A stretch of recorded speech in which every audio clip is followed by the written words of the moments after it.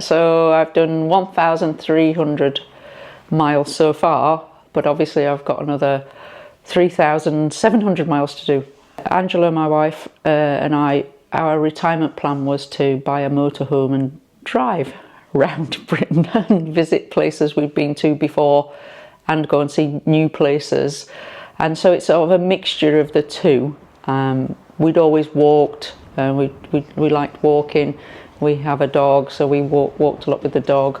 And so I just had a crazy notion to walk around Britain and in Angela's memory. So walking that far meant, you know, really I should do fundraising for that. So raising funds for the charities that supported Angela and the family throughout Angela's illness and my sister-in-law's illness as well with breast cancer.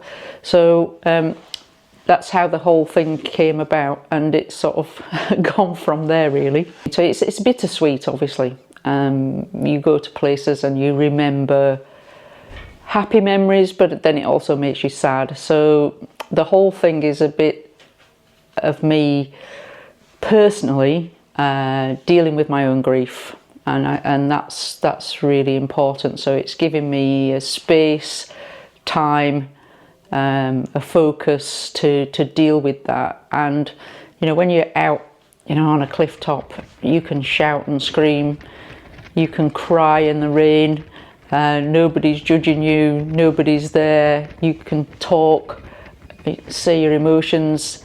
What I've discovered is, you know, you can have thoughts and feelings in your head and you can articulate them to yourself, but actually saying them out loud is very therapeutic and cathartic. And so I've done a lot of that as I've been walking, and that's really been quite helpful. And Angela was a mental health nurse and she worked in psychotherapy. So I think she'd be quite proud of me doing that. Psychologically, physically, emotionally, it takes its toll on you.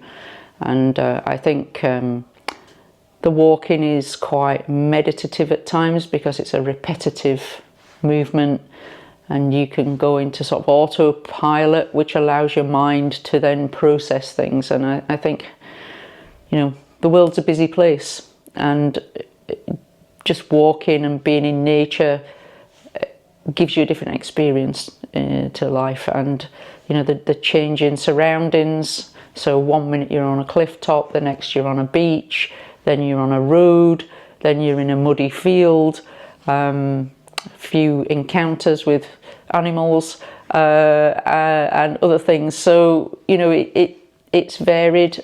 Obviously the seasons are changing, so that's another experience. The weather is different every day. So, you know, I've walked in the snow, the ice, I've had all those gales that we've had recently. I've been wet so many times, soaked through to the skin. But in a sense, it makes you feel alive, that you've got, you know, all of this sort of sensory input as well. Because I think when you're grieving, it's easy to just sort of sink into a sofa and just sort of go in on yourself, and you don't experience anything else. So I think being outside it has been, for me anyway, very therapeutic. My friends and family weren't that surprised when I said I was going to be doing this. You know, it's the sort of crazy thing that I would do, and Angela would say, yeah, it's a crazy thing, but she would be supporting me all the way. I've got a huge spreadsheet with everything on, which took a long time to plan, because obviously I need to walk about 17.5 miles a day, 6 days a week for a year. And that's about deciding where you can start and stop in a day as well, and what the terrain's like, because obviously walking up and down cliffs is different to walking on a flat beach. And you know, the speed that you can walk is different, the amount of energy it takes is different.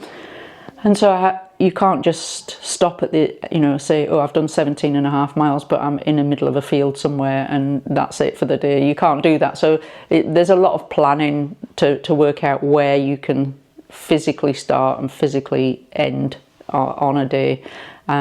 and obviously I need to sleep somewhere.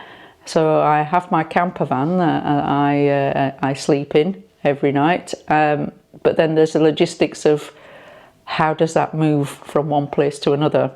So I've been very lucky in that family and friends have, some have been and stayed with me for a week in the van, and they, you know, make my breakfast in the morning and pamper me and then boot me out, and I walk, and then they come and meet me at different points during the day, and then at the end of the day they're there to meet me and feed me and everything. So this is my home for a year, Priscilla. And, welcome.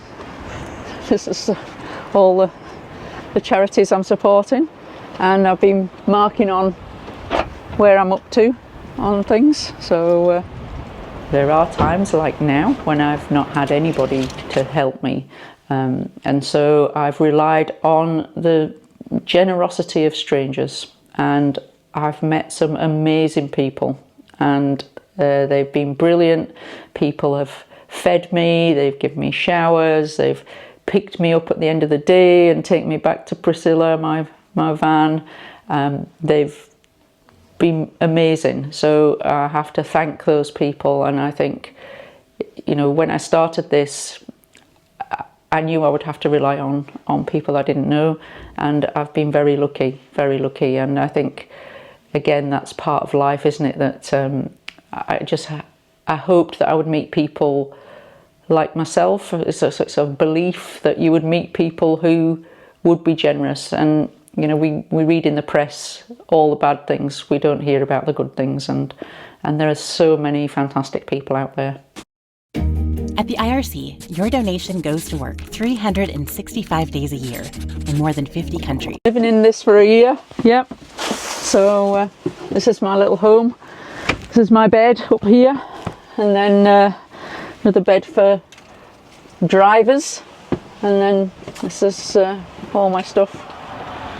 And this was Angela's, one of Angela's blouses that I have on so that she's driving. She's in the driving seat, as always. They're part of this journey now, and you know, they're part of the whole project. You know, they're really you know, bought into it through their generosity, and it's great. So you know, I've now got this huge group of people. It's growing every day. It's growing with people that are part of the journey, and that's fantastic. And it's about raising the awareness of cancer treatment. You know, the charities, the work of the charities. It's telling the stories. I'm listening to other people's stories, and I'm listening to other people's stories through these little hearts. So I've got 5,000 of these little hearts that friends and family and volunteers have crocheted for me. And when I talk to people about my story and what I'm doing, I give them a little heart, and I tell them that that's for them to remember somebody they've loved and lost. And so that enables people to also share their story with me, and that's really, really good. A brilliant surprise yesterday. These actual little crocheted hearts have been crocheted by Tom Daley, the Olympic diver, and he's sent them with love, and that's just amazing. That he was touched by the story and wanted to do something, so sent these, and they've arrived this morning. So that's just absolutely amazing that you know, he's been so generous as well with his time and a gift. So these are Tom Daley's heart. Hi Tracy, it's Tom Daley here. I just want to say a massive thank you for all the work that you're doing, raising so much money for some incredible charities, including of course Marie Curie, who have helped me and my dad and my family when we were going through some tough times. So I've made some hearts that I'm sending over to you today, and I hope that you like them. I crocheted some hearts, and I hope that they can help you, either make you happy, inspire you to keep going, or get them, sell them off a charity, whatever you can do that I can do to help. Please let me know. But thank you so much, and yeah, I hope you enjoy it, and best of luck again. Wow, that's amazing. That's just amazing. People have sent me photographs where they've got them pinned on their jackets and things, and some people have told me they've sewn them onto their rucksacks, and people put them on their Christmas trees. So there's all sorts of things, and people have been really enjoying having these, and it's meant something to them and elicited their own stories and emotions too. We had Marie Curie night sitters for Angela when she was towards the end of life, and we know that a lot of people don't have care at the end of life, which is part of Marie Curie's cause, is to enable people to have that, and we were very lucky in that we had that care from Marie Curie, and the team here have been fantastic and helped organise the Tom Daly crocheting. I'm hoping that we raise a massive amount of money, so please donate if you're able to, and let's get the money rolling in so that the Marie Curie and the other charities are able to do the fantastic jobs that they do, because they are completely reliant on charitable funding. I write a blog every day as well, and I write about my thoughts and feelings about grieving as well, in the hope that other people can see that and know that they're not alone. And I think that's part of what Marie Curie offers, is sharing the journey, however hard the journey is, and trying to help. Well, tomorrow, Saturday, is day 100, and I'm starting by walking over the old Severn Road Bridge. So it's day 100, and it's also a border crossing, marks the end of my time in Wales, and moving on into England, and I've got Devon and Cornwall to look forward to in the next month or so, and then keep going all the way around Britain, and I end up back in Glasgow on Halloween.